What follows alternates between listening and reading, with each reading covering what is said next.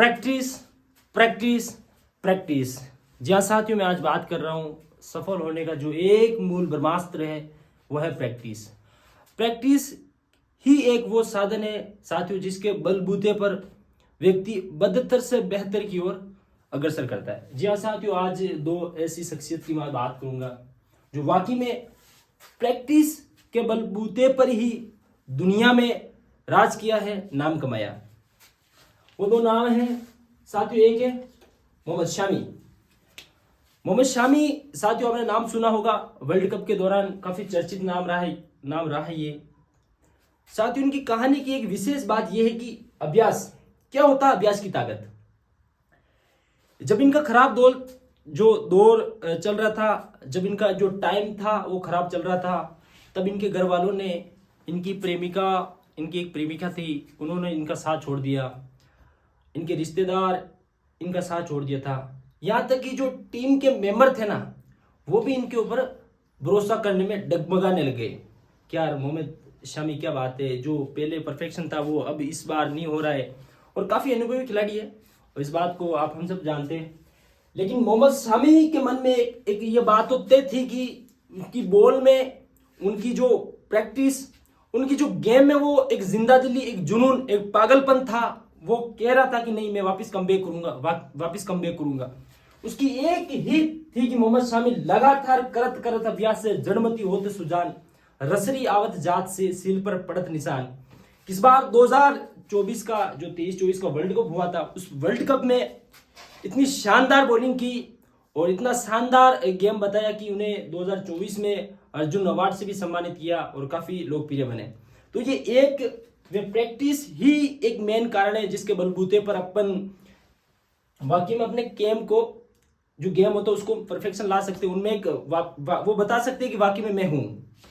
एक बात है विराट कोहली महज कम साल के थे और उनके पिताजी का जो देहांत, उनका जो दाह संस्कार, वो घर पर थे और सब वेट कर रहे थे। और वो एक गेम को लेकर फिरोज शाह कोटला स्टेडियम में अपने रन बटोर रहे थे। तो साथियों, पिताजी एक दाह संस्कार मरे हुए, एक बेटा फिरोज शाह कोटला में रन बना रहे। तो साथियों, ये पागलपन नहीं है तो क्या है? पागलपन, प्रैक्टिस, मेहनत। इस काम को करने में इतना जुनून, इतना पागलपन था कि दुनिया कुछ भी कहे, बस मेरे को उस काम को करना ही है, बोले चाहे दुनिया कुछ भी कहे। एक है धीराज गुज्जर। साथियों, बाड़मेर के एक छोटे से इलाके से आते हैं ये धीराज गुज्जर।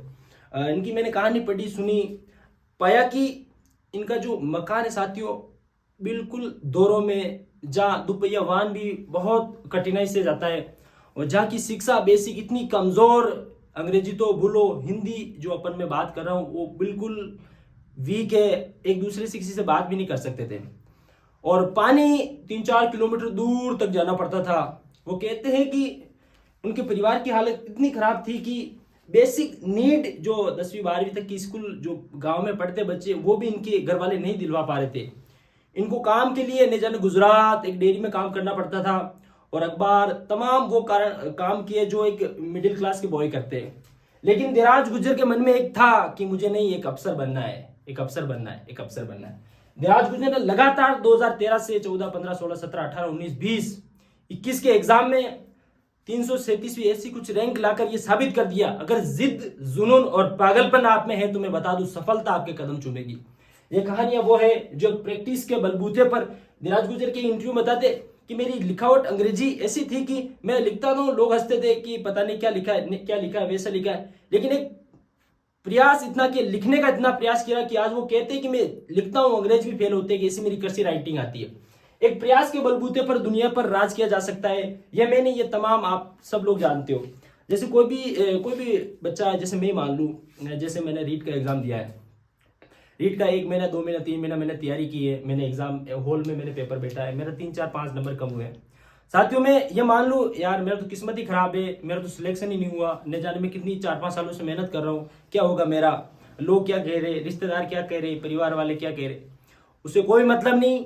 जो बंदा 1 साल से 2 साल से 3 साल से इस चीज पर लगा हुआ है और एक दिन हॉल में बैठने, जो एक दिन अपना जो मेन एग्जाम होता है उस हॉल में बैठने के लिए न जाने कितनी बार, 50-100 बार उस हॉल में बैठकर उस एग्जाम की रिहर्सल की है, तो मैं कैसे कह दूं कि मेरा नंबर आएगा?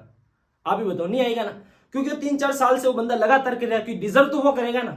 इसलिए प्रैक्टिस ही एक ऐसा कारण है, और प्रैक्टिस ही एक ऐसा मजबूत स्तंभ है जिसके बलबूते पर अपन अभ्यास को सफलता के चरम सीमा पर जा सकते हैं। किसी ने खूब कहा कि कुछ पाने के लिए कुछ खोना पड़ता है, लेकिन मैं कहता हूं कुछ पाने के लिए खोना नहीं, कुछ पाने के लिए कुछ करना पड़ता है। वो जमाना गया कि स्मार्ट होना चाहिए, स्मार्ट तो फोन भी होता है साहब, आपको परफेक्ट होना, कि मेरे को खिलाड़ी बनना है, नहीं, खिलाड़ी तो सब, आपको गेम चेंजर बनना होगा, है? पागलपन, जो ये बात कर रहा हूं ये सारी पागलपन है। जिस काम को करते हो ना, लोग कहते हैं ना कि यार साला पागल हो गया, समझ लो सही वे में हो, सही वे में बिल्कुल। एग्जाम स्वीकार, हमें यह मानना होगा कि वाकई मेरी गलती है, और मैंने अभ्यास में कमी है, मेरी एग्जाम में स्ट्रेटेजी में कमी है, मेरी रणनीति में कमी है। उस चीज को स्वीकार कर कर, अपनी कमियों को नोट कर कर, और उस पर ऐसा काम करो कि आने वाले 3, 2, 4, 5 साल ऐसा उस पर जमकर काम करो, लोग कहेंगे वाह शानदार।